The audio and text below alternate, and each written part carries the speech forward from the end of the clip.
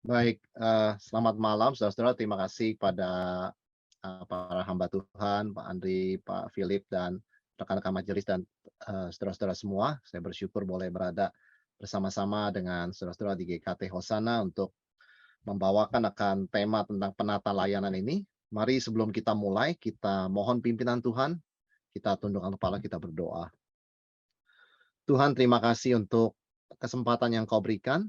Kami bersyukur boleh dipertemukan, kami boleh saling menyapa, mengenal ya Tuhan, dan sama-sama belajar mengenai penata layanan. Berikan kepada hamba-Mu hikmat untuk boleh membagikan materi yang berasal dari firman-Mu sendiri, kebenaran-Mu sendiri ya Tuhan, untuk boleh memperlengkapi setiap kami, khususnya anak-anak-Mu di GKT Hosana, untuk boleh menjadi penata layan yang baik dan setia di hadapan Tuhan. Kami serahkan webinar kami ini ke dalam tangan-Mu, berkati baik sharing materi maupun tanya jawab, kiranya Tuhan yang memakai semuanya untuk memberkati dan memperlengkapi setiap kami. Dengarlah doa kami, dalam nama Tuhan Yesus kami berdoa. Amin. Oke, saudara-saudara, kita akan melihat satu tema yang istimewa ya malam hari ini. Saya diberitahu ini adalah kelompok besar ya dari pemuritan dari GKT Osana, dan tema yang diangkat malam hari ini adalah memahami penata layanan dari sudut pandang teologi reform. Saudara sekalian, ini adalah tema yang menarik. Menarik karena tidak banyak ya kita berbicara mengenai penata layanan. Ya, atau bahasa Inggrisnya yang lebih terkenal itu, stewardship ya, penata layanan. Eee, Orang lebih banyak bicara topik-topik lain, tetapi nampaknya memang tidak mendapat topik stewardship atau penata layanan ini tidak mendapat, eee, ruang ya untuk dibahas. Padahal ini adalah sesuatu yang sangat penting, dan tentunya sudut pandang teologi reform, kita akan mencoba melihat bagaimana, dari Alkitab dan bagaimana para reformator ya, mengerti akan panggilan Tuhan tentang menata layan ya, apa yang Tuhan percayakan pada hambanya. Saudara, saya ingin mulai dengan satu kisah kehidupan seseorang ya. Ini orang yang sudah dipanggil oleh Tuhan, namanya Dale Schroeder. Saudara, menarik sekali kehidupan dia. Dia seorang yang single, tidak tidak menikah, tidak, orang tuanya sudah meninggal, dan dia tidak punya keluarga juga ya. Jadi dia bekerja di perusahaan yang sama selama 67 tahun. Apa profesinya, saudara sekalian? Profesinya adalah tukang kayu. Dia tukang kayu, ya. Dan dia hidupnya itu sangat irit, ya. Jadi nggak punya keluarga tapi irit. Iritnya itu bagaimana, saudara sekalian? Dia tuh hanya ada 2 celana. Satu untuk kerja, satu untuk ke gereja. Saudara bayangkan ya, jadi ke gereja selalu celana yang bersih sudah dicuci begitu ya hari Minggu ya. Kalau sisanya satu lagi celana untuk kerja Senin sampai Jumat atau Sabtu ya. Jadi ke Tuhan kasih yang terbaik begitu kan, kasih yang bersih, kasih yang baru begitu ya, yang bukan sehari-hari begitu. Nah, inilah kehidupannya ya. Saudara, ada satu hal, dia tidak sempat sekolah universitas. Jadi pendidikannya pun terbatas hanya sampai SMA.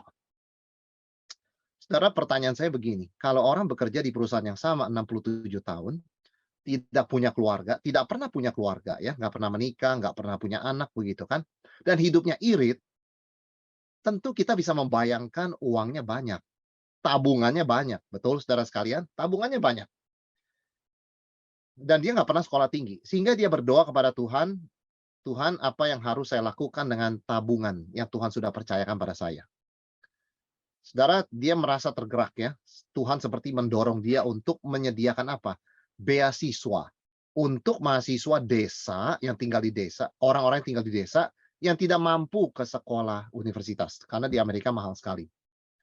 Saudara, maka dia mencari seorang pengacara untuk mempercayakan uangnya ya selepas dia meninggal nanti. Saudara, pengacara cuma berkata, "Kamu itu tukang kayu," begitu kan. "Kamu mau sekolahkan berapa orang? Kamu sendiri nggak pernah sekolah." Saudara sekalian, pengacara tuh kaget ya. Dia entah bagaimana menabung, bekerja, rajin, irit, $3 juta tabungannya, saudara sekalian. $3 juta. Ini orangnya $3 juta. Dia seorang jutawan, saudara sekalian ya. Bapak ini seorang jutawan, milioner begitu kan. Siapa yang nyangka begitu kan? Tukang kayu, kerjanya kerja kasar, 67 tahun, tapi dia berdoa, "Tuhan, percayakan kepada saya uang ini harus untuk kebaikan sesama dan kemuliaan nama Tuhan." Ya, itu menata layan namanya, saudara sekalian ya. Jadi dia percaya ini bukan punya dia, ini punya Tuhan. Meskipun dia yang bekerja ya dan mendapatkan dan menabung sampai begini banyak. Maka dia tergerak, dia menyumbangkan ya setelah setelah dia berdoa memutuskan dia menyumbangkan untuk orang-orang yang tidak mampu sekolah tinggi. Sampai uang tabungan tuh habis, itu memang sengaja dihabiskan, dia minta ya. Setelah dia meninggal tuh dihabiskan aja. Tapi untuk hal yang berguna, dia menyekolahkan 33 orang desa sampai lulus kuliah, saudara sekalian. Dan pesan dia cuma satu kepada penerima ini, siapapun dia. Kamu nggak usah balas saya, karena itu bukan punya saya. Kamu jadilah seorang penata layan yang baik. Kalau Tuhan beri kamu kemampuan melalui gelar universitas dan pekerjaanmu, sekolahkanlah orang yang tidak mampu juga. Satu dua orang. Ya, kalau memang Tuhan memberikan kepada kamu kemampuan ya. Jadi itu saja pesan dia. Dia mendorong penerima beasiswa melakukan hal yang sama. Seperti kamu sudah disekolahkan, kamu sekarang bisa bekerja tanpa hutang, uang kuliah, kamu bisa menabung.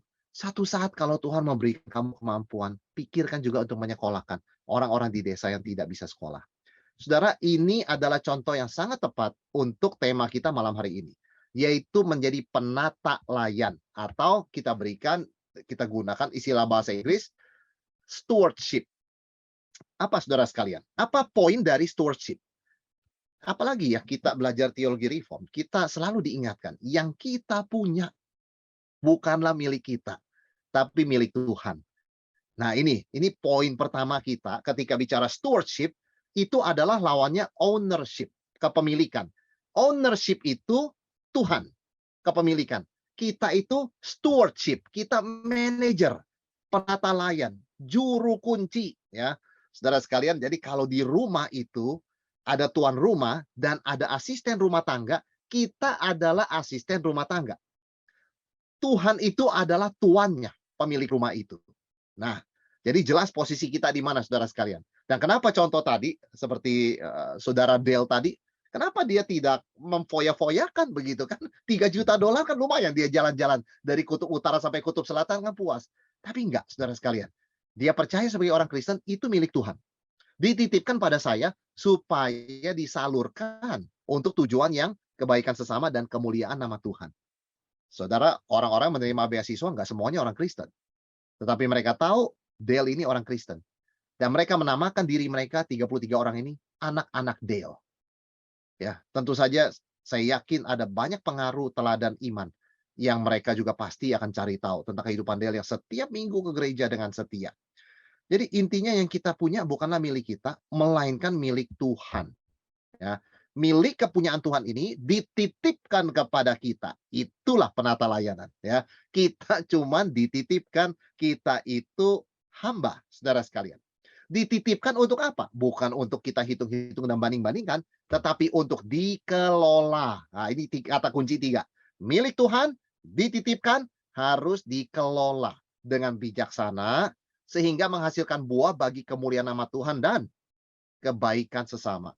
Artinya, kalau seorang penata layan yang baik, orang lain akan merasakan manfaatnya. Dan orang yang merasakan manfaatnya, pada akhirnya memuliakan Tuhan. Ya, itulah gambaran keseluruhan dari seorang penata layan. Kita bisa mulai dari apa saja. Waktu kita, tenaga kita, uang kita, gelar kita, pengetahuan kita, harta kita. Semua itu kita akui milik Tuhan. Semua itu kita akui titipan Tuhan. Dan semua itu kita akui adalah tugas kita untuk mengelolanya, tugas dari Tuhan. Tujuannya memuliakan Tuhan, memberkati sesama. Saudara sekalian, ini proses ya. Ini adalah gambaran apa yang dimaksud dengan penata layanan. Apa itu stewardship? Pengakuan bahwa segala sesuatu adalah milik Tuhan yang dititipkan kepada kita dan wajib dikelola dengan tujuan untuk kebaikan sesama dan akhirnya nama Tuhan dimuliakan. Jadi mulainya dari Tuhan, ujungnya juga Tuhan. Begitu ya. Mulainya dari Tuhan, ujungnya Tuhan. Sebab segala sesuatu adalah dari Dia dan oleh Dia dan kepada Dia. Bagi Dialah kemuliaan sampai selama-lamanya. Ya, itu Roma 11 ayat 36. Saudara, inilah gambaran singkat ya, penata layanan. Ini yang mungkin saya katakan, tema yang penting tetapi mungkin kita sering lupa, oleh karena kita merasa itu rekening bank namanya nama saya, mobil ini namanya saya pemiliknya, rumah ini beberapa apartemen milik saya, ya kan, HP ini yang milik saya, nama saya. Tapi kita sebagai orang Kristen, ya apalagi kita bicara dari sudut pandang teologi reform gitu, yang sangat menekankan kedaulatan Tuhan, kepemilikan Tuhan atas segala sesuatu, kita disadarkan, no, it's not ours. Bukan milik kita itu, saudara sekalian. Itu milik Tuhan, dititipkan pada kita. Sama seperti sopir dipercayakan mobil. Bukan punya dia, dia sopir, saudara sekalian. Bukan, mobil itu dititipkan supaya dia mengemudikan dengan baik untuk tujuan menjadi berkat buat tuannya, buat keluarga tuannya, begitu kan? Dia bertanggung jawab. Artinya dia hati-hati ya, meskipun dia mengemudikan mobil sangat mewah. Saudara sekalian, kalau kita bicara dari sudut pandang teologi reform, kita tidak bisa lepas dari seorang tokoh, yaitu John Calvin. Calvin menjelaskan bahwa menjadi good steward, penata layan yang baik, adalah apa? Bersikap baik dan murah hati dalam menolong sesama, sehingga kita bisa menuai buahnya ketika Yesus datang kembali. Ini adalah komentar Calvin di dalam perumpamaan tentang bendahara yang tidak jujur. Jadi bagi dia, Lukas Lukas 16 itu bendahara yang tidak jujur, berbicara mengenai kita tuh harus murah hati kepada sesama. Sama seperti Dale tadi memikirkan, uang ini untuk apa kalau saya udah meninggal? Oke, untuk membantu orang yang susah. Dan mereka tahu yang membantu itu orang Kristen, begitu ya. Jadi bersikap baik dan murah hati dalam menolong sesama, dan itu bersifat kekal. Kenapa? Karena satu hari, itu kita akan menuai buahnya ketika Yesus datang kembali. Tuhan akan berkata, "Hai hambaku yang baik dan setia." Nah itu dia saudara sekalian. Itu buahnya ya. Ini kita bukan bicara keselamatan oleh perbuatan, lalu karena perbuatan kita begini begitu, Tuhan memuji kita. Bukan. Ini bicara kesetiaan seorang yang sudah diselamatkan. Kesetiaan seorang yang sudah diselamatkan, dia sebagai hamba itu setia, mengerjakan, mengelola, mengakui kepemilikan Tuhan, dan membawa manfaat bagi sesama sampai nama Tuhan dimuliakan. Tentu dia akan menerima buahnya waktu Yesus datang kembali. Ya. Jadi ini adalah konsep penata layanan, saudara sekalian ya. Nah, sekarang kita masuk lebih dalam sedikit ya. Apakah arti seorang penata layan? Jadi seorang steward itu apa? Kita mau melihat satu kata ya di dalam Alkitab, saudara sekalian. Satu kata dalam Alkitab yaitu oikonomos. Oikonomos. Oikonomos, dari situ kita dapat mendapatkan kata ekonomi ya, saudara sekalian ya. Oikonomos itu artinya ekonomi. Sebelum itu, saudara sekalian, ada sesuatu yang belum saya tampilkan sebetulnya di slide tadi yang harusnya ditampilkan pertama, tapi entah bagaimana hilang dari slide saya. Kita buka Alkitab kita dari 1 Korintus 4 ayat 1 dan 2 ya. Ini kata oikonomos ya yang digunakan saudara sekalian. 1 Korintus 4 ayat 1 sampai 2. Saya akan bacakan. Demikianlah hendaknya orang memandang kami sebagai hamba-hamba Kristus yang kepadanya dipercayakan rahasia Allah. Yang akhirnya dituntut dari pelayan-pelayan yang demikian, ialah bahwa mereka ternyata dapat dipercayai. Nah, 1 Korintus 4 ayat 2 menggunakan kata pelayan-pelayan. Itu menggunakan kata oikonomos. Saudara, kita biasa menerjemahkan oikonomos itu ekonomi. Tapi ekonomi itu artinya apa? Berasal dari kata oikos, rumah tangga atau rumah, dan nomos, hukum. Nah, tapi oikonomos itu kalau diterjemahkan dengan tepat artinya manajer rumah tangga. Ya, manajer rumah tangga. Jadi seorang oikonomos, seorang pelayan-pelayan adalah seorang manajer rumah tangga. Ya. Jadi ini adalah arti dasar dari seorang steward ya, seorang penata layan. Dari kata oikonomos itu. Jadi kata oikonomos nggak cuma terjemahkan ekonomi, saudara sekalian ya, melainkan pelayan-pelayan.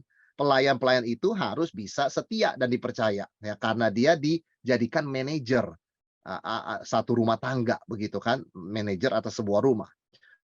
Nah, apa sih poin utama dari seorang yang disebut penata layan?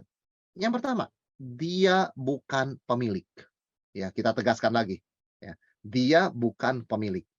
Dia steward, dia bukan owner. Dia manajer, dia bukan owner, bukan pemilik. Yang kedua, dia ditunjuk menjadi manajer. Jadi ada penunjukan oleh pemilik, yaitu Tuhan, supaya kita menjadi manajer atau pengelola. Pengelola. Jadi ada panggilan Tuhan, ada penunjukan dari Tuhan. Yang ketiga, dia menjaga, ya. Nah, wajib menjaga dan melindungi karena bukan milik dia, namun saya sama mengelola, mengusahakan apa yang sudah dipercayakan.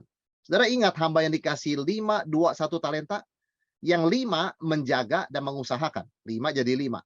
Yang 2 menjaga dan mengusahakan. 2 jadi 2. Yang 1 cuma menjaga. Nggak diusahakan. Jadi 1 nggak tambah apa-apa. Seorang hamba, maka dia disebut hamba yang tidak setia, hamba yang jahat. Seorang penata layan yang setia, ya, dia menjaga dan mengusahakan, mengelola, mengembangkan apa yang dititipkan oleh Tuhan. Nah, ini dia ya, poin ketiga. Dan poin keempat, suatu saat tuannya akan kembali, dia bertanggung jawab membawa hasilnya kepada tuannya. Ya, jadi kita bicara stewardship ini selalu dalam terang kedatangan Yesus kedua kali.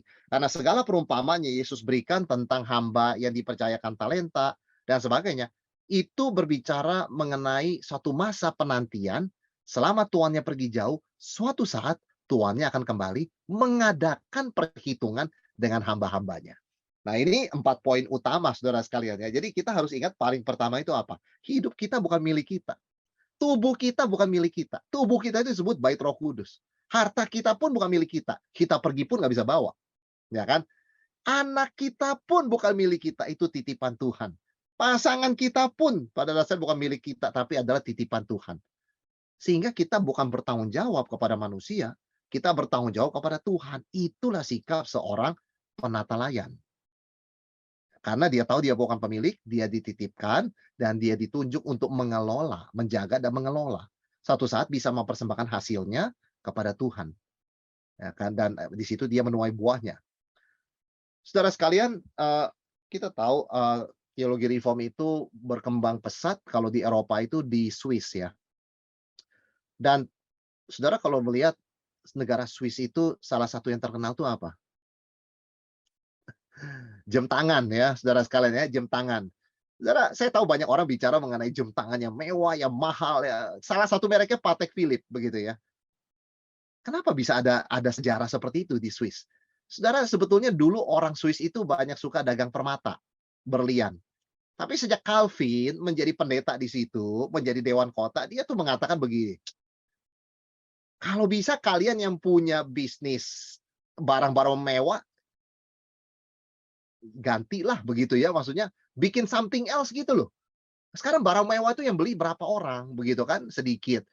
Kalian bisa nggak bikin sesuatu yang berguna buat orang? Sekarang begini, berlian dipakai ya baik, orang kelihatan cantik begitu kan. Tetapi kan ya itu aja kan. Dan orang nggak tentu berani pakai terus, bisa dirampok begitu kan. Bikinlah sesuatu yang berguna. Nah, dan sejak itu berbondong-bondong pengusaha permata, emas, berlian semuanya berpindah menjadi pengusaha jam tangan. Mereka menggunakan ilmu matematika, ilmu teknologi, mata mereka, kejelian mereka untuk membuat jam yang paling kompleks. Saudara, salah satu mereknya Patek Philippe ya, dan saya suka dia punya slogan. Saya bukan suka jamnya, saya suka slogannya. Apa slogan yang ngomong saudara lihat? You never actually own a Patek Philippe. You merely take care of it for the next generation. Artinya apa? Kamu tuh nggak pernah memiliki Patek Philippe sebetulnya. Kamu tuh cuma dititipkan untuk diteruskan kepada keturunanmu. Kamu cuma menjaga, merawat untuk diteruskan, dititipkan kepada generasi berikutnya. Saudara bayangkan, orang membeli jam tangan ini mungkin harganya, saya katakan, saya nggak tahu ya, $30.000.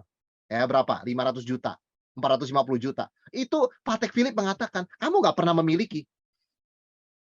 Kamu tuh cuma menjaga ya untuk generasi berikutnya. Saya lihat ini nggak mungkin orang pengaruh sekuler ngomong seperti ini. Dan ternyata setelah saya teliti, memang Calvin lah di balik ya. Begitu banyak pengusaha ya permata berlian pindah menjadi pengusaha jam tangan. Dan ternyata apa yang ditanamkan oleh teologi reform melalui ajaran Calvin itu, mereka ingat, kita tuh bukan pemilik, saudara sekalian. Mau semewah apapun, kita bukan pemilik. Kita itu adalah manajer, pengelola. Dan kita wajib mengerjakan. Semakin banyak dititip, semakin banyak juga kita punya kewajiban mengembangkan itu untuk kemuliaan nama Tuhan. Ya, jadi sekali lagi kalau saudara ingat reform, saudara ingat Swiss, saudara ingat Calvin, saudara ingat jam tangan. Saudara ingat jam tangan, saudara ingat slogannya Patek Philippe begitu kan ya. You never own a Patek Philippe. Itu aja satu kata. Karena kita belajar sebagai penata layan, Tuhanlah pemilik, bukan kita. Jadi sejauh ini saudara sekalian boleh kita definisikan begini ya. Definisi penata layanan. Penata layanan adalah tindakan mengakui kepemilikan Tuhan atas segala sesuatu dengan mengelola segala yang dipercayakan Tuhan kepadanya dengan setia bagi kebaikan sesama dan kemuliaan Tuhan. Ya, ini mungkin definisi agak kepanjangan dikit, tetapi memang kita harus memasukkan semua unsur yang sudah kita sebutkan di atas tadi. Tuhan adalah pemilik, kita manajer, kita dititipkan, tujuannya adalah untuk kebaikan sesama dan kemuliaan Tuhan. Nah, di dalam semua elemen itu kita jadikan satu menjadi sebuah definisi. Ya, biarlah ini boleh menjadi satu fondasi saudara sekalian ya untuk kita mulai menghitung, menyadari Tuhan, apa yang sudah Engkau percayakan pada saya? Yang selama ini saya anggap milik saya dan suka-suka saya mau melakukan apa? Ya kan? Oh ya, badan saya milik Tuhan. Kesehatan saya milik Tuhan. Umur saya milik Tuhan. Keluarga saya milik Tuhan. Kita minta hikmat kepada Tuhan. Tuhan, apa yang mesti saya lakukan? Apa yang Tuhan mau saya lakukan untuk menjaga dan mengelola ini? Saudara sekalian, inilah ya definisi penata layanan. Nah, sekarang kita mau lihat lebih mendalam ya, karena kita bicara juga dari perspektif teologi reform. Artinya, dasar Alkitab yang teologisnya itu apa ya? Penata layanan. Dasar teologisnya adalah penciptaan, creation. Saudara sekalian perhatikan, dari mana konsep mengelola miliknya Tuhan? Itu dari penciptaan. Coba kita baca Kejadian 2 ayat 15. Tuhan Allah mengambil manusia itu dan menempatkannya di Taman Eden untuk mengusahakan dan memelihara taman itu. Dari sejak penciptaan, manusia tidak boleh malas. Manusia tidak boleh nganggur. Meskipun Tuhan kasih semuanya untuk dia, dia punya kewajiban untuk mengelola. Karena dia adalah juru kunci steward. Ya, dia juru kunci, dia manajer. Dia bukan pemilik. Pemiliknya adalah Tuhan. Nah, jadi sejak awal manusia diciptakan, yang namanya menjadi manajer itu sudah nempel sama kita punya gen, sama kita punya DNA. Kita itu ada hidup untuk mengelola yang dititipkan Tuhan kepada kita. Itu bukan karena kejatuhan dalam dosa. Dari pertama di Taman Eden pun begitu. Misalnya kita lihat ayat yang terkenal, Kejadian 1 ayat 26. Berfirmanlah Allah, baiklah kita menjadikan manusia menurut gambar dan rupa kita, supaya mereka berkuasa atas ikan-ikan di laut, burung di udara, ternak di atas seluruh bumi, dan atas segala binatang melata yang merayap di bumi. Saudara, kita, Adam dan Hawa diberikan hewan-hewan, ya, burung-burung di udara, ternak, itu bukan sekedar untuk diajak main-main, itu harus mereka kelola. Dikatakan mereka diberikan kuasa, ya, ada kata kuasa di sini, saudara sekalian. Jadi ada kata kuasa, artinya apa? Mereka itu dipercayakan jadi manajer. Manajer itu ada kuasa, tapi dia bukan pemilik. Ya, jadi otoritas. Ya. Nah, saudara sekalian, sejak penciptaan, Tuhan sudah mempercayakan ciptaan itu kepada Adam dan Hawa. Ya, jadi saudara bayangkan, sejak awal penciptaan kita sudah ditetapkan menjadi steward atau manajer atas ciptaan. Saudara, tentu Tuhan bisa mengusahakan taman. Tentu Tuhan bisa memelihara taman, betul? Tentu Tuhan berkuasa atas ikan, burung, dan segala binatang. Kenapa dia masih percayakan manusia? Betul, saudara sekalian? Kenapa seorang pemilik yang bisa men-take care segala sesuatu mesti mempercayakan pada manajer? Kalau manusia kita mengerti, karena dia nggak sanggup, maka dia minta manajer. Kalau Tuhan kenapa perlu manajer? Pertanyaannya kan begitu, saudara sekalian ya. Tuhan bisa take care semuanya lebih baik kok. Dia menciptakan, dia memelihara, dia menopang alam semesta. Kenapa dia jadikan manusia manajer? Itu menandakan apa? Memang kita diciptakan untuk bertanggung jawab, untuk menjadi hamba yang setia, yang rajin, yang mengelola apa yang Tuhan percayakan. Maka saudara sekalian, manusia diberikan kuasa atas seluruh ciptaan. Ya, contohnya apa saudara sekalian? Adam bisa menamai binatang. Saya nggak habis pikir kalau baca ayat itu ya. Adam menamai binatang. Bukannya Tuhan lebih tepat menamai binatang, saudara sekalian? Tuhan memanggil ini kucing ya, ini kuda, ini firman-Ku loh. Ya, itu adalah harimau, itu singa, itu gajah. Kan lebih lebih lebih kita katakan lebih pas toh kalau Tuhan yang menamakan. Tidak begitu Tuhan bekerja. Dia mempercayakan kepada manajer. Dia mempercayakan kepada manusia yang diciptakan dalam gambar dan rupa Allah. Ya, jadi mengusahakan taman, percayakan pada manusia, Adam. Namakan binatang, minta Adam yang lakukan. Memelihara taman, Adam yang lakukan. Saudara, itulah keagungan Tuhan kita. Dia bisa kerjakan semua seorang diri. Nggak perlu kita, tapi dia percayakan itu kepada kita.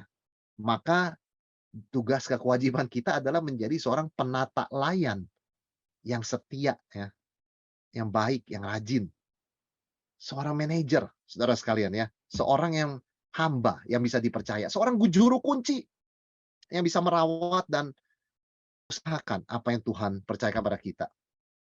Jadi menjadi seorang penata layan adalah menggunakan kuasa yang Tuhan berikan untuk mengelola ciptaan. Sehingga ciptaan dapat menikmati dan memancarkan kebaikan Tuhan dan kemuliaan Tuhan. Bayangkan begini, kalau Adam dan Hawa tidak jatuh, mereka terus dengan setia mengerjakan seluruh ciptaan. Jadi potensi alam itu di, di, di, di, dibangkitkan ya. Potensi itu dihidupkan, saudara sekalian. Diaktualisasikan oleh Adam dan Hawa. Ciptaan menjadi, wah, luar biasa. Semakin mencerminkan kemuliaan Allah, ya, semakin membawa sukacita yang begitu besar bagi seluruh isi ciptaan. Itu loh seperti itu. Tuhan memang mau kita seperti itu. Menjadi seorang manajer, seorang penata layan. Sejak pertama penciptaan sudah begitu. Jadi kita bersyukur ya. Sebetulnya Tuhan bisa mengerjakan apa-apa sendiri. Tapi dia percayakan pada kita. Saudara, pelayanan penginjilan. Tentu malaikat lebih bagus daripada kita ya kalau penginjilannya. Kita lebih tepat doktrinnya kan. Kita ini kadang-kadang bisa melenceng penginjilan. Tapi yang disuruh penginjilan kita loh. Injil dititipkan pada kita. Pelayanan. Saya yakin kalau malaikat melakukan pelayanan, atau Tuhan sendirilah langsung kerjakan ya, itu lebih bagus. Hasilnya tuh baik. Kenapa pakai manusia? Itu. Segala sesuatu adalah penata layan. Dan selalu membuat kita heran. Kenapa Tuhan mau pakai saya yang penuh dengan kelemahan ini dan bisa membahayakan pekerjaannya? Nah, jadi saudara sekalian, sekali lagi kita boleh rangkum ya berdasarkan ayat-ayat Alkitab ini. Prinsip penata layanan, kita itu wakil Tuhan atas ciptaan. Artinya apa? Ini prinsip penata layanan ya. Kita bukanlah korban atau budak alam semesta atau ciptaan. Artinya begini, anggur adalah tanaman yang Tuhan ciptakan. Kalau sampai saya minum anggur lalu mabuk, berarti saya menjadi budak anggur. Nah, itu udah nggak, saya bukanlah seorang penata layan yang baik. Karena saya harus ada di atas ciptaan. Saudara dan saya harus berkuasa atas ciptaan, bukan di bawah kuasa ciptaan. Kalau seseorang misalnya memakan sesuatu yang kemudian menjadi obat terlarang, kemudian kecanduan, dia bersalah. Dia bukanlah seorang penata layan yang baik. Karena di dalam teologi reform, kembali kepada doktrin ciptaan, manusia ditempatkan sebagai wakil Tuhan atas alam semesta. Artinya tidak boleh dia menjadi budak alam semesta. Dia tidak boleh menjadi budak anggur, nggak boleh menjadi budak alkohol, dia nggak boleh menjadi budak apapun juga. Dia penguasa alam semesta yang dibawa Tuhan. Ya. Dia nggak boleh kecanduan makan ini, makan itu. Dia nggak boleh kecanduan obat. Dia harus menjaga karena badannya milik Tuhan. Ciptaan milik Tuhan. Dia dipercayakan berkuasa atas ciptaan. Dia tidak boleh makan banyak-banyak menghambur-hamburkan. Saya mau pesan 10, saya hanya mau makan sedikit-sedikit, sisanya buang. Tidak boleh. Ya kan? Oleh sebab dia bukan seorang manajer yang baik, saudara sekalian, kalau demikian. Dia berkuasa atas cipta, dia bukan budak daripada kenikmatan duniawi. Dia adalah yang, eee, berkuasa. Dan yang kedua, dia juga bukan konsumer, sekedar konsumer ya, alam semesta ciptanya pakai buang, begitu kan. Nggak cuman begitu, manusia nggak dipanggil cuma memakai untuk dan membuang begitu kan, to consume begitu kan. Tapi dia juga dipanggil untuk mengelola dan memelihara. Ya, jadi kalau kita ambil konteks ciptaan, ya orang Kristen harus aktif memelihara lingkungan hidup. Bukan karena kita percaya lingkungan hidup itu adalah semacam dewa-dewi, saudara sekalian ya, tapi karena ini adalah ciptaan Tuhan dan ada mandat dari Tuhan supaya kita berkuasa, mengusahakan dan memelihara begitu loh. Jadi kita nggak bisa melihat diri kita cuma sebagai konsumen. Kita penata layan. Ya, saya tahu di beberapa gereja ya, misalnya ya, emang memang convenient begitu ya, kalau misalnya disediakan botol air begitu kan ya.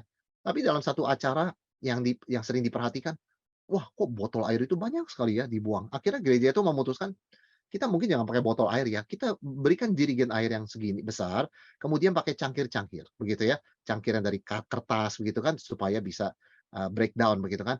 Nah ditulis nama, jadi sepanjang hari acara di gereja, pakai cangkir itu ya, jadi minum dari situ. Jadi tidak membuang-buang. Ada gereja, saudara sekalian, sudah mempraktikkan itu sebagai bagian untuk menata layan, menjaga, memelihara ciptaan Tuhan. Sekecil apapun tindakan kita, kita melakukannya dari keyakinan, Tuhan pemilik, saya hamba.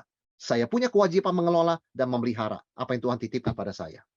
Ya, ini adalah, ya, prinsip yang pertama. Yang kedua, kita ingat, toh kita melakukan penata dengan setia, sesama kita akan menikmati kebaikannya. Ya. Jadi sesama kita akan menikmati kebaikannya. Jadi saudara, kalau kita misalnya menjaga lingkungan hidup, contoh ya, misalnya orang, kemudian kalau nggak perlu pakai mobil, ya dia nggak naik mobil, mungkin dia jalan kaki, mungkin dia naik sepeda listrik, ya mungkin dia numpang temannya. Bayangkan ketika misalnya orang suatu saat di Indonesia ini, oh tidak lagi pakai mobil bensin, banyak sekali, semuanya pakai mobil listrik, misalnya seperti itu ya. Kemudian juga orang kalau nggak keluar, ya dia nggak perlu keluar begitu kan. Wah, tiba-tiba apa yang terjadi dengan udara di Jakarta, udara di Surabaya? Wah, kita rasa bersih sekali misalnya ya, betul-betul sedikit sekali polusi. Itu untuk kebaikan sesama kan. Kita melakukannya karena kita percaya perintah Tuhan, "Kasihilah Tuhan Allahmu dengan segenap hatimu dan kasihilah sesamamu manusia seperti dirimu sendiri." Yang ketiga, saudara sekalian, kita perlu hikmat di dalam prinsip penata layanan ini. Tuhan mempercayakan kepada setiap orang tidak sama. Ada yang dikasih 5 talenta, ada yang dikasih 2, ada yang diberikan harta yang banyak, ada yang diberikan harta yang biasa untuk kehidupan sehari-hari. Semua itu memerlukan hikmat. Bagaimana dikelola tanpa membuang-buang. Tanpa membuang-buang.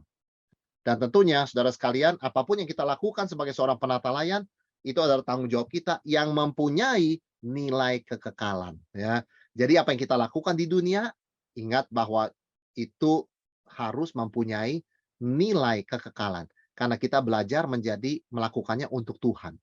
Seperti Rasul Paulus tuliskan dalam Kolose 3, apapun yang kamu lakukan, lakukanlah untuk Tuhan. Ya, seperti untuk Tuhan, bukan untuk manusia. Dan tentunya kita melakukannya dengan setia. Seperti tadi 1 Korintus 4 ayat 2 yang kita baca. Ya, supaya pelayan-pelayan tersebut didapati setia. Nah, saudara sekalian, apa jenis-jenis penata layanan? Ya, saya tidak mencatat semuanya ya, tetapi ini yang umum ya, saudara sekalian ya. Saudara dan saya dipercayakan apa? Karunia rohani, ya kan? Untuk membangun sesama dalam tubuh Kristus. Jadi bisa main musik, bisa pimpin pujian, bisa mengajar begitu ya, bisa kemudian, membantu orang di dalam diakonia. Semua itu adalah karunia yang Tuhan berikan. Dan mari kita sebagai hamba, sebagai seorang penata layan, gunakan karunia itu dengan baik. Kembangkan. Kalau perlu kita ikut webinar untuk mengembangkan karunia kita. Kita baca buku, ya kita nonton YouTube begitu kan, bagaimana saya bisa menjadi seorang usher yang lebih baik, saya bisa menjadi pemain musik yang lebih baik, saya bisa menjadi pemimpin pujian yang lebih baik. Itu bagaimana kita menjadi seorang manajer, seorang juru kunci yang setia dan baik di dalam bidang karunia rohani. Karena itu titipan dari Tuhan. Tuhan bisa memberi, Tuhan bisa mengambil, begitu kan? Karena itu punyanya Dia. Yang kedua, tubuh kita sendiri, saudara sekalian, ya. Tubuh kita disebut bait Allah. Jadi menjaga kesehatan bukan karena sekedar kita merasa sehat itu enak, tapi karena itu kewajiban rohani.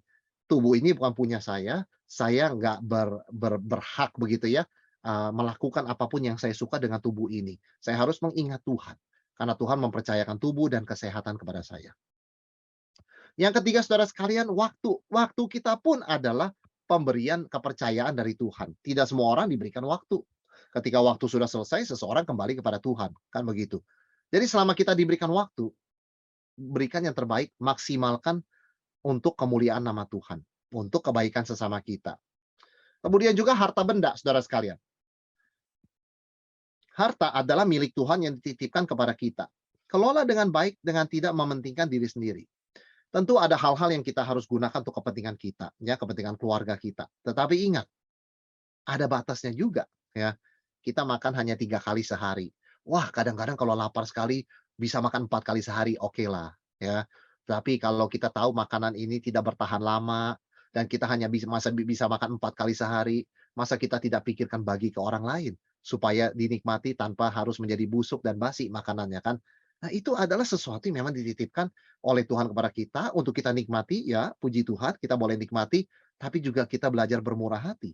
Karena itulah seorang penata layan yang setia, yang murah hati, ya. Jadi termasuk juga dengan harta. Dan tentunya dengan bumi, saudara sekalian, seperti kita sudah baca dari Kejadian 2 tadi, ya. Bumi adalah ciptaan Tuhan yang ditaruh di bawah kuasa kita. Kelola dengan baik dan setia untuk generasi mendatang dan kemuliaan Tuhan. Saudara, ada peribahasa yang baik ya dari suku Indian di Amerika ya. Dia mengatakan kita bukan mewarisi bumi dari nenek moyang kita. Kita meminjam bumi dari keturunan cucu-cucu kita itu. Jadi jagalah dengan baik. Karena kita pinjam dari mereka. Ya itu memang tentu itu peribahasa Indian ya. Bagi kita orang Kristen kita tahu jelas ya. Kita bukan mewarisi bumi untuk menghancurkannya ya kan untuk kita nikmati dan berhenti di generasi kita. Kita mewarisi bumi sebagai kepercayaan dari Tuhan yang menjadikan kita sebagai tanda kutip penguasa atas ciptaan supaya kita boleh mengelola dengan baik untuk kemuliaan namanya dan untuk kesejahteraan sesama kita.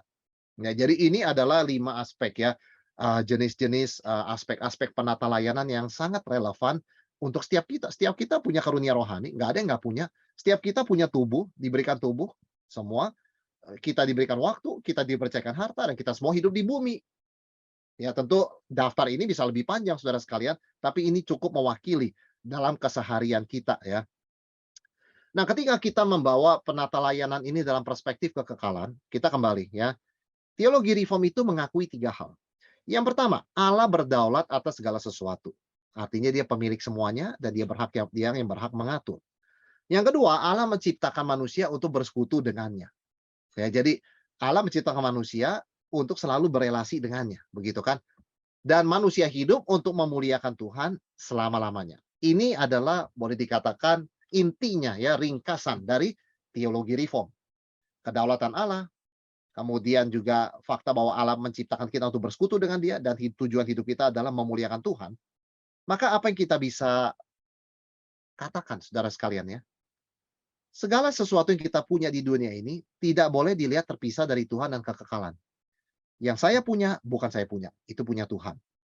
Yang saya punya adalah punya Tuhan, harus dikelola untuk punya nilai kekal. Nah, jadi segala yang kita punya ini harus dilihat tidak bisa dipisahkan dari Tuhan dan kekekalan. Yang kedua, seorang Kristen harus pilih pikirannya sorgawi atau heavenly minded, bukan duniawi.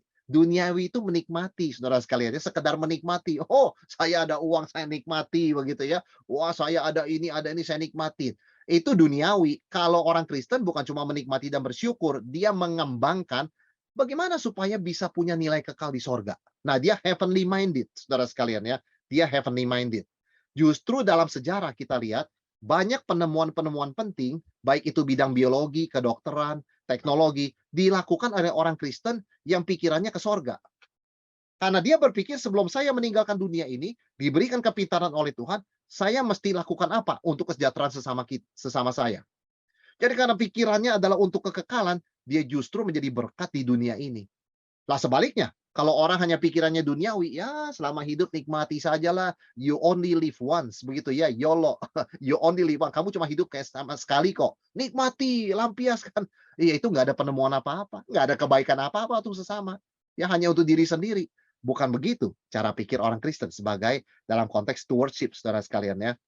Dan orang yang paling berguna dalam dunia adalah orang yang pikirannya berorientasi ke kekekalan atau sorga. Jadi orang yang betul-betul mikir, saya di dunia cuma sementara, dipercayakan Tuhan sesuatu, apa yang saya harus lakukan, bagaimana saya kelola supaya punya nilai kekal, orang-orang itulah yang sungguh menjadi berkat buat orang di dunia ini. Karena dia selalu bertanya bagaimana milik saya ini bisa digunakan untuk kemuliaan Tuhan, kebaikan sesama, dan perluasan kerajaan Tuhan. Saudara, ini yang kita tidak pernah boleh lepaskan ya di dalam kita melihat segala milik kita. What's next gitu loh. Apa nilai kekalnya? Apa yang bisa dilakukan untuk supaya apa yang Tuhan percayakan bisa punya nilai kekal. Gitu aja ya. Dan saudara, kita bisa melihat contoh teladan Yesus Kristus dipercayakan umat pilihan, ya dia melakukan tugasnya sebagai hamba Allah dengan setia, menderita, mati di salib, bangkit, naik ke sorga, terus bersyafaat buat milik kepunyaan. Kita juga bisa belajar dari Salomo, dipercayakan hikmat.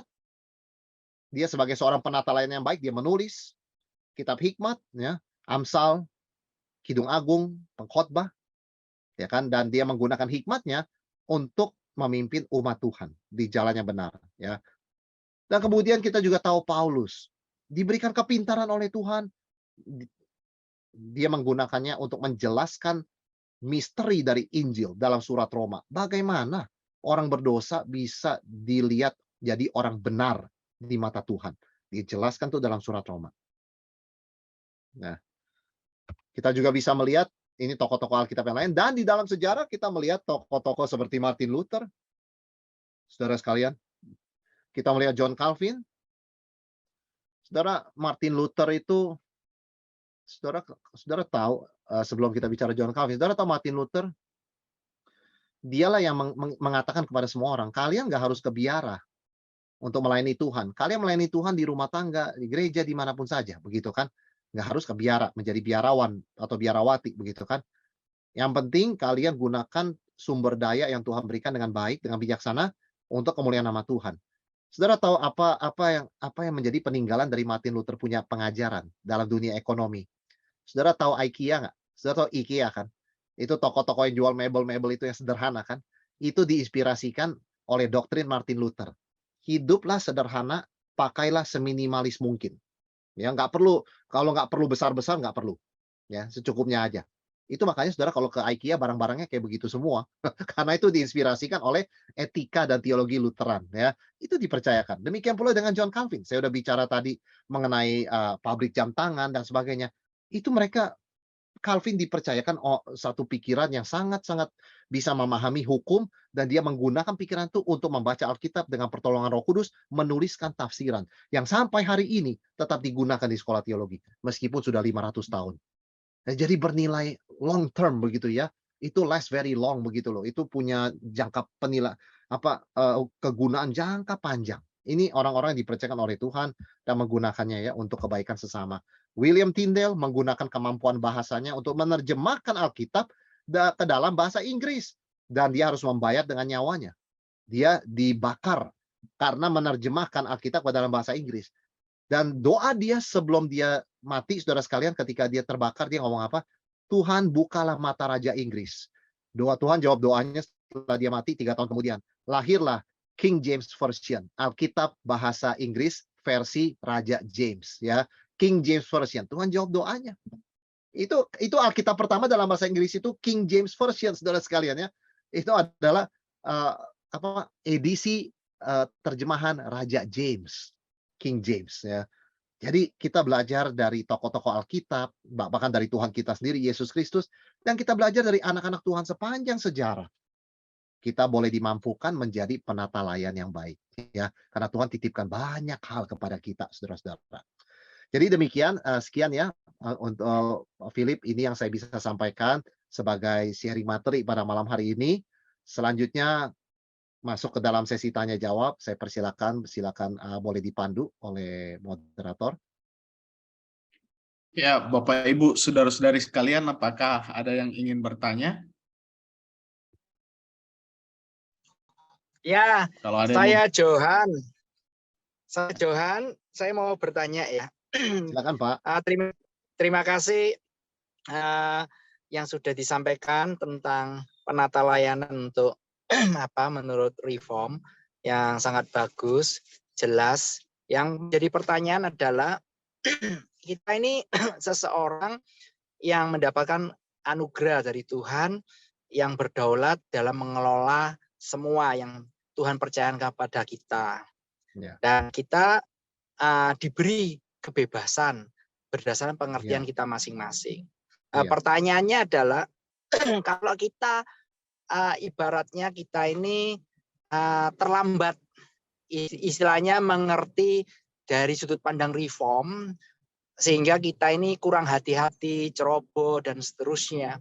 Itu masa lalu kita ya. Dan sekarang kita sudah tahu dan kita bisa lebih bagus, lebih bertanggung jawab di hadapan Tuhan. Nah, sedangkan waktu hidup kita kan terbatas. Tuhan kasih misalnya sekian puluh tahun atau katakanlah kita dikasih waktu hidup sekian banyak. Nah, otomatis kan kita sudah mengorbankan waktu kita hidup dengan cara hidup yang kurang efektif. Menurut teologi Reform tadi kita kurang. Jadi akhirnya kita sendiri ini mengelola penata layanan tadi itu kurang optimal sebenarnya di hadapan Tuhan.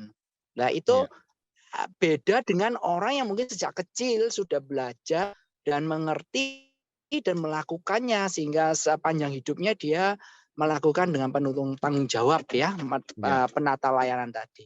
Nah, ini saya pertanyakan menurut teologi Reform, usaha daripada kita untuk mengerti dan melakukan itu hasilnya akan membuat perbedaan enggak? Untuk tipe A yang pertama yang tadi saya katakan orang yang mungkin mendapatkan anugerah yang ya setelah sekian lama baru dia dapat, tapi ada yang mulai kecil. Nah, efektif dan orang ini menjadi orang yang sangat bertanggung jawab. Itu ada perbedaan tidak di dalam anugerah Tuhan di tengah kebebasan manusia menurut teologi Reform gitu.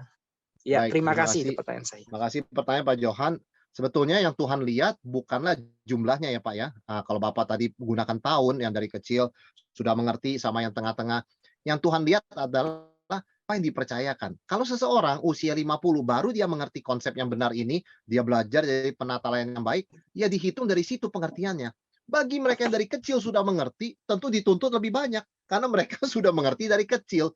Karena prinsip Alkitab sama, banyak diberi, banyak dituntut. Sedikit diberi, sedikit dituntut. Jadi tidak ada perbedaan di antara keduanya.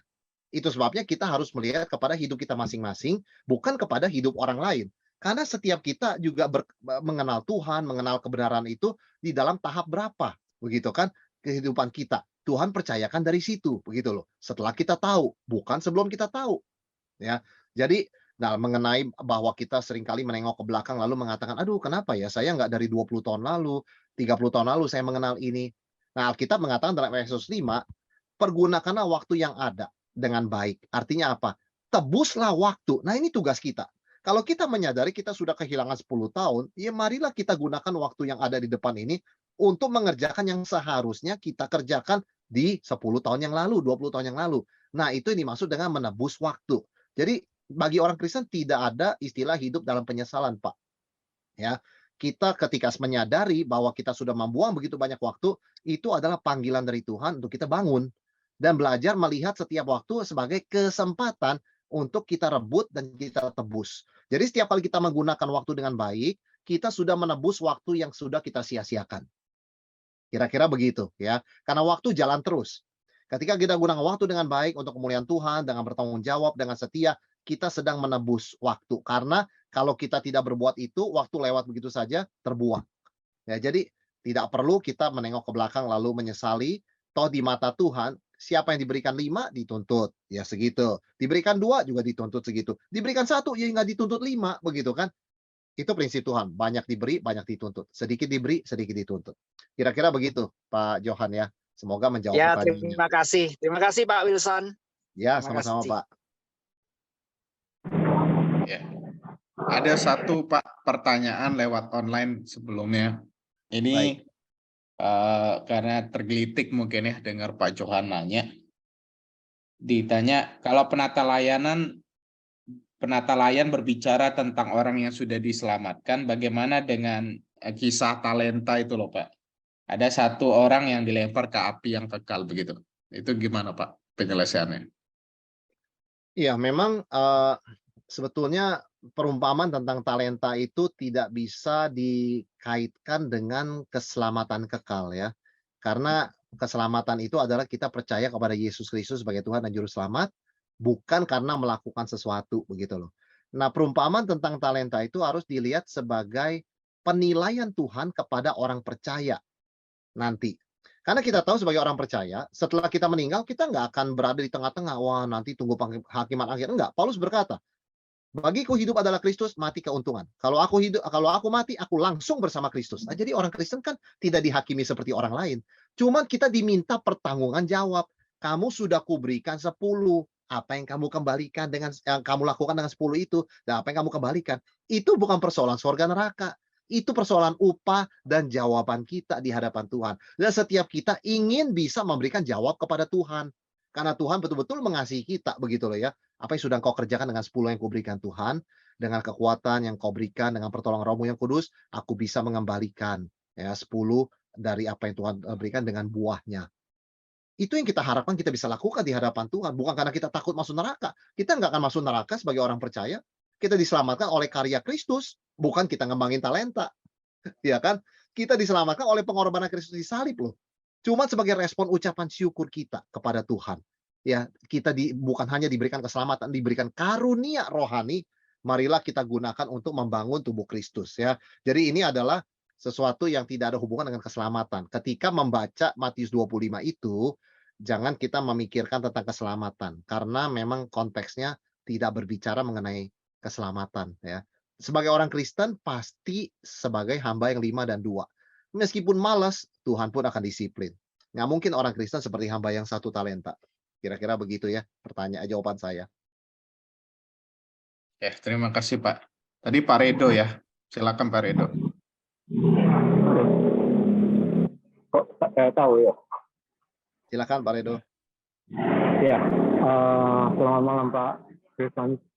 Malam. Sehubungan dengan jawaban dan pertanyaan secara online dan juga jawaban Pak Wilson barusan ini, berarti kan dikatakan maksudnya yang kita lakukan itu tidak berhubungan dengan ini, apakah kita takut masuk neraka atau nanti kita karena keselamatan itu sudah dijamin pasti kita selamat.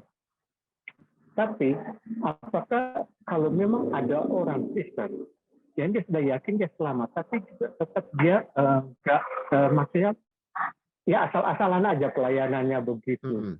Nah itu kan nanti itu kata Pak Yesus, apa jawaban kita di hadapan Tuhan? Betul. Kira-kira nanti apakah seperti duniawi gini? Oh nanti kamu gajinya naiknya nggak sebanyak yang lain, atau mungkin bonus kamu berkurang. Atau apakah di surga itu ada tempat khusus dia itu untuk orang yang malas itu, sehingga dia ini yang pertama. Kedua Pak, ini kan bicara masalah dari sudut pandang teologi reform ya. Jadi kita kan memang orang reform memang harus tahu gitu. Tapi kalau dari sudut pandang teologi yang lain itu kira-kira apakah ada juga yang bagus seperti itu ataukah memang agak menyimpang gitu? Itu aja pertanyaan saya. Terima kasih. Ya, terima kasih Pak Redo pertanyaan. Yang pertama, bagaimana ya kalau misalnya ada orang yang mengaku Kristen tapi malas-malesan. Di 1 Korintus 3 dikatakan, setiap orang diuji pekerjaannya. Kalau dia pekerjaannya, pelayanannya itu bahannya itu emas, perak, dan logam, itu pasti teruji karena kena api tidak habis. Nah, ada yang bahannya kayu sama jerami. Ya, kalau itu pasti habis. Artinya apa? Dia hidup 80, 90 tahun, 100 tahun di dunia ini nggak bawa apa-apa ke sorga. Jadi seperti apa kondisinya di sorga? Ya berbahagia di sorga itu, cuman ya dia tidak mendapatkan mungkin ya mahkota atau apa atau upah begitu kan yang dijanjikan Tuhan karena dia tidak mengerjakan bagiannya dengan setia ya. Tetapi dia tetap diselamatkan karena itu ditulis di dalam 1 Korintus 3 ya. Dia akan tetap diselamatkan sekalipun seperti dicabut dari dalam api begitu loh. 1 Korintus 3 ayat yang ke-15. Jika pekerjaannya terbakar, ya karena terbuat dari rumput kering, kayu, dan jerami. Jika pekerjaannya terbakar, ia akan menderita kerugian, tetapi ia sendiri akan diselamatkan, tetapi seperti dari dalam api. Ya kan kita nggak mau seperti itu kan, kita mau pekerjaan kita kualitasnya emas, perak, ya kan, batu permata, betul saudara sekalian?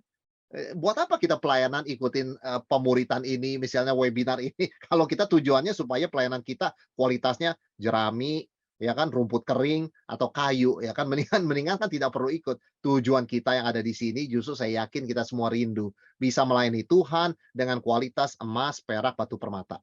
Dan kita percaya kalau kita sungguh melakukan dari hati, suatu saat diuji oleh api, pelayanan kita ada buahnya, bertahan, ya. Karena kita melakukan dari hati yang murni, dari pengertian yang benar, dan juga tujuannya kemuliaan Tuhan.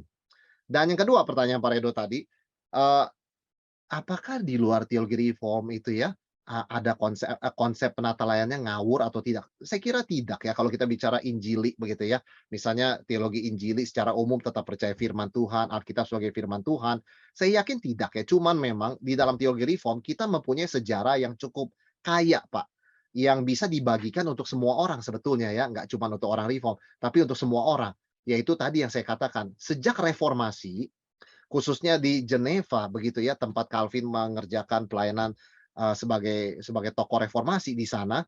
Nah, di situ dia banyak sekali mempengaruhi etos-etos kerja, cara pikir, kemudian juga kualitas ya, kehidupan dan pekerjaan dari orang-orang di Swiss itu, yang sebenarnya sangat mempengaruhi dunia.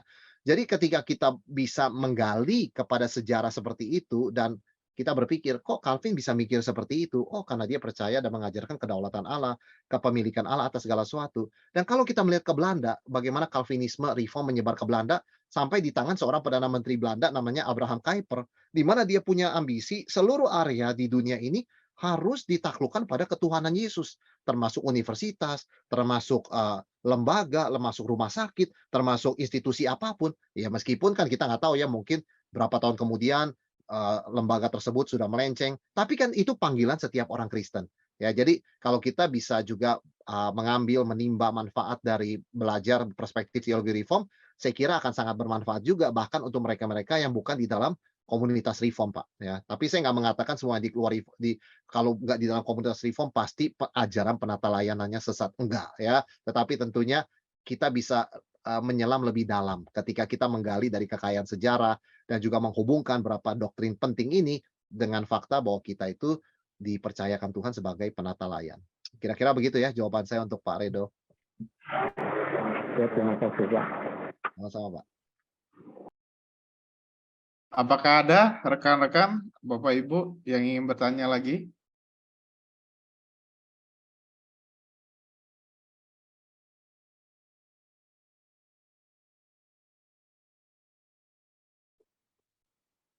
Ini Pak, kalau ada yang bertanya Pak soal upah Ya. Pak, ini kan seringkali dipahami ya, motivasi upah ya Pak. Itu Ya. bagaimana Pak dalam perspektif teologi reform menjelaskan tentang upah Pak? Nah, kadang kan bisa jadi kita sebagai penata layan ini terjebak dengan upah itu, dan upah itu seperti apa sebenarnya Pak? Untuk bisa menolong kita semua di sini. Terima kasih Pak. Ya baik, terima kasih Pak Andri, pertanyaan yang baik dan umum ya. Memang juga saya ingat jemaat banyak yang bertanya pertanyaan seperti ini. Saya selalu diingatkan begini, sebetulnya kita masuk surga itu kan anugerah, betul-betul anugerah Tuhan. Anugerah itu bukan upah ya, kalau upah itu kan hasil pekerjaan ya. Anugerah itu betul anugerah. Yang kedua, saya juga diingatkan, Tuhan tidak harus memberikan upah kepada kita. Kita menyetir dengan baik-baik di jalanan, negara tidak memberikan kita uang loh. Ya, kita membayar pajak dengan benar, negara tidak kasih kita uang. Jadi ketaatan kita tidak harus diberikan upah. Kok Tuhan memberikan upah? Maka saya memahaminya upah itu adalah grace upon grace, anugerah di atas anugerah. Saya sudah diselamatkan, ya seorang sudah diselamatkan, langsung meninggal begitu masuk surga. Itu anugerah. Lah kalau sudah diselamatkan, diberikan kesempatan melayani, lalu dijanjikan upah, itu anugerah lagi begitu kan ya. Jadi grace upon grace. Jadi sebetulnya orang tidak bisa berbangga, orang juga nggak bisa tinggi hati mengatakan, wah upah saya di sorga akan lebih besar dari kamu. Itu bukan sikap penghuni sorga. Penghuni sorga itu selalu rendah hati dan tidak menjelekkan orang lain. Jadi kalaupun dia menerima upah yang sangat banyak, dia tidak akan menghina, meremehkan orang lain. Kalau dia mengejar upah di dunia ini dengan konsep pikiran demikian, dia keliru ya, karena dia berarti belum memahami upah itu pun anugerah Tuhan. Karena taat pada Tuhan, melayani Tuhan itu kewajiban, tidak perlu diupahi. Tuhan tidak wajib memberkati, itu kewajiban kita. Tapi toh Tuhan memberkati, Tuhan menjanjikan upah, itulah anugerah. Maka kita nggak bisa pernah lari dari apa yang diajarkan dalam reformasi, ya juga sangat ditekankan dalam teologi reform, sola gratia, segala sesuatu hanya oleh anugerah. Termasuk upah pun adalah anugerah. Karena sebetulnya kita nggak layak diberikan upah. Ketaatan adalah kewajiban, bukan sesuatu yang harus diperhitungkan sebagai upah. Ya, kira-kira begitu jawaban saya, Pak Andri. Oke, Pak. Terima kasih. Pak. Ada satu pertanyaan lagi, Pak, lewat online ya, Pak. Silakan. Ditanya nih, nggak ya mirip-mirip sebenarnya tentang upah, Pak ya. Soal apa yang dimaksud dengan bernilai kekekalan, maksudnya dengan melakukan sesuatu yang terbaik pada saat ini di dalam anugerah itu, misalnya dalam penatalayan, Pak. Itu kan Ya. ada sesuatu yang bernilai kekal. Nah, itu apa yang dimaksud bernilai kekal itu sendiri, Pak? Makasih, Baik. Pak.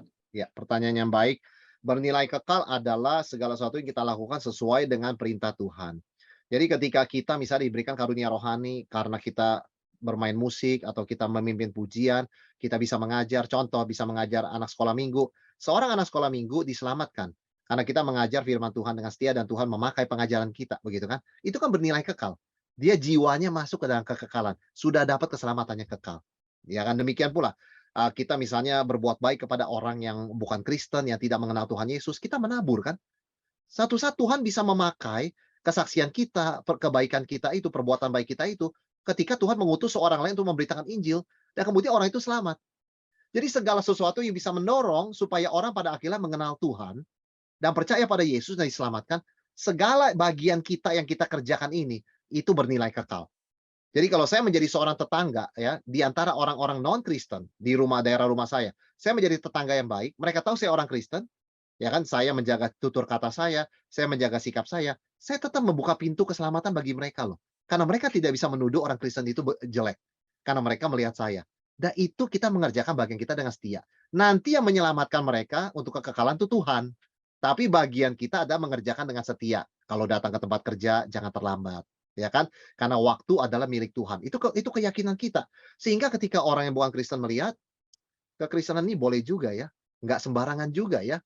Nggak semua orang Kristen seperti yang saya kenal begitu ya, sembarangan. Ini lain lagi orang Kristen. Kita memberikan kemungkinan dia terbuka mendengar Injil dan diselamatkan. Nah, itu kekal. Jadi arahkan segala sesuatu, hidup, perkataan kita, cara kita menggunakan waktu dan harta benda itu untuk selalu membuka lebar-lebar pintu Injil dan anugerah Tuhan. Kita nggak tahu kapan Tuhan akan menuai jiwanya. Tuhan akan membawa dia ke dalam kerajaan sorga sesuai kedaulatannya ya. Jadi itu bagian kita dan itu yang saya maksudkan bernilai kekal. Sama seperti contoh di awal tadi, seorang yang bernama Dale, seorang Kristen, menyerahkan tabungannya untuk dipakai untuk menyekolahkan. Mau tidak mau orang yang menamakan diri mereka Dale Children, anak-anak Dale itu pasti berpikir, kenapa Dale bisa begitu ya? Bagaimana dengan hidup imannya? Nah, di situ kan terbuka kemungkinan. Mereka tidak bisa menjelekkan orang Kristen. Karena mereka sekolah, lulus pun dibayari orang Kristen. Nah, itu saya katakan bernilai kekal ya. Jadi, memberikan sumbangsi untuk pekerjaan kerajaan Tuhan di dalam dunia ini. Untuk menjaga reputasi, kemuliaan nama Tuhan di dunia ini. Kira-kira begitu ya jawaban saya, Pak Andri. Oke, terima kasih Pak. Apakah ada yang secara ini langsung ingin bertanya? Boleh Pak Julius, silakan.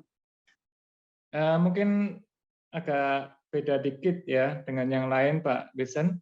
Silakan Pak. Intinya begini, kan di sini dikatakan penata layanan dari sudut pandang. Ya berarti kan ada dari sudut pandang yang berbeda dengan teologi reform. Iya. Ya. Nah, ini saya cuma mau sharing tentang orang-orang yang melayani Tuhan ya di gereja selain reform. Iya. Ya, yang saya tahu ya dari teman saya yang di gereja yang itu, yang lain gitu ya, yang bukan reform. Iya. Itu mereka semua diberi namanya persembahan kasih. Iya. Ya, baik itu singer, baik itu pemain musik, baik itu song leader, dan semua itu diberi namanya persembahan kasih. Iya. Nah, saya tanya, loh, kita melayani Tuhan kok diberi persembahan kasih? Nah, Iya. bagi mereka itu merupakan tunjangan untuk mereka bisa datang ke gereja. Jadi tunjangan transport, ya, Iya. supaya mereka bisa lebih leluasa melayani Tuhan, gitu. Tapi ada yang akhirnya menjadikan itu job, Iya. sehingga orang ini yang memang sudah punya keahlian di bidang, anggap aja misalnya song leader dan sebagainya, jadi dia bisa kemana-mana untuk mencari job dalam tanda Iya. petik ini, gitu. Mengisi acara ya Pak ya. Ya, nah itu yang, ya ini mungkin menyimpang dikit ya, tapi Nggak apa-apa Pak. Ya. saya kepikiran seperti itu gitu loh. Nah, bagaimana kita sebagai gereja, sebagai penatua, sebagai pengelola uangnya Tuhan, terhadap orang-orang yang seperti ini gitu loh. Apakah memang kita ini tutup mata? Karena di gereja kita ya itu tabu, sudah enggak mungkin kamu justru harus beri ke Tuhan, kok kamu Iya. malah menerima Iya. dari Tuhan gitu loh. Itu Betul. sudah enggak mungkin gitu. Nah, Betul. tapi saya melihat di gereja lain itu ada kayak gitu. Ya, mungkin Iya. itu aja pertanyaan saya, Pak Wilson. Terima Ya, kasih. makasih Pak Julius, pertanyaan yang menarik ya. Ini memang praktek yang agak berbeda dengan yang kita terbiasa ya Pak. Di dalam Alkitab memang yang dikatakan menerima persembahan kasih hanyalah mereka yang memberitakan firman. Seorang pemberita firman hidup dari pemberitaan firman itu. Jangan seorang pekerja layak mendapat upahnya, jangan memberangus mulut lembu yang sedang mengirik. Itu ada di dalam 1 Timotius, dan Paulus juga mengutip dari Lukas dan juga dari Perjanjian Lama ya. Jadi memang ada satu yang diberikan persembahan kasih, yaitu pemberita firman. Gembala, penginjil, pembicara tamu ya, dan sebagainya. Itu biasa kita praktekkan di gereja-gereja Protestan, gereja Reform, Injili begitu ya. Nah, saya merasa tidak ada dasar di dalam Perjanjian Baru untuk memberikan persembahan atau rutin, persembahan khusus untuk mereka yang memimpin pujian dan ibadah. Problemnya begini, nampaknya gereja-gereja tersebut yang memberikan love gift, persembahan kasih kepada mereka yang di bidang ibadah, itu mengambil dari orang Lewi di Perjanjian Lama. Nah, di situ ada perbedaan. Kita percaya penyembahan kita dalam Perjanjian Baru tidak ada lagi kaum Lewi yang khusus untuk menjaga bait Allah. Karena tubuh kita bait Allah. Ya, bukan lagi satu gedung begitu loh. Nah, ini saya kira agak rancu kalau misalnya orang mengambil dari contoh Lewi. Lewi memang tidak punya tanah. Lewi tidak punya tanah dan mereka hidup dari perpuluhan suku-suku lainnya. Itu kan timbal baliknya. Tuhan bilang kepada Lewi, kamu nggak dapat tanah. Yehuda dapat, Zebulon dapat, semua dapat. Kamu tidak. Tapi suku-suku lain wajib membawa perpuluhan panennya ke bait Allah dan kamu hidup daripadanya. Kita bukan lagi hidup di zaman Perjanjian Lama dengan pola seperti itu. Jadi menurut saya kok kurang pas ya kalau diaplikasikan itu untuk misalnya menjadikan bahwa tim ibadah itu harus mendapatkan persembahan kasih yang rutin seperti pemberita firman. Nah, situ loh Pak Julius saya kira perbedaannya ya, dan tentu yang kita praktekkan di gereja-gereja seperti GKT, GKA, GKY, GRI, dan itu adalah kita melakukan ini memang kita mengkhususkan persembahan kasih untuk menghidupi orang yang memberitakan firman. Jadi ya para pendeta, penginjil ya. Tetapi kita tidak melakukan hal yang sama kepada bidang ibadah. Dan sekali lagi saya merasa kurang pas kalau kita mengambil dari konsep kaum Lewi. Oleh karena kita semua Lewi sebetulnya kan. Kita semua ini orang Lewi begitu kan, tubuh kita bait Allah kok begitu kan, kita berkumpul di gereja. Jadi kita lebih mengambil daripada apa yang memang Paulus katakan di Perjanjian Baru ya, karena dalam konteks gereja. Kira-kira gitu Pak Julius ya, mungkin tidak banyak yang bisa saya bisa katakan lebih lanjut mengenai praktek ini. Kira-kira segitu saja Pak. Oke, ya terima kasih Pak Wilson. Ya sama-sama Pak. Oke, terima kasih Pak Julius. Apakah ada yang terakhir satu lagi Bapak Ibu kalau ada? Kalau nggak ada juga jangan dipaksa ya. Berarti sudah cukup jelas. Saya Mas Andre. Ini Pak Timotius silakan yang Ya, terakhir Pak. ya selamat malam.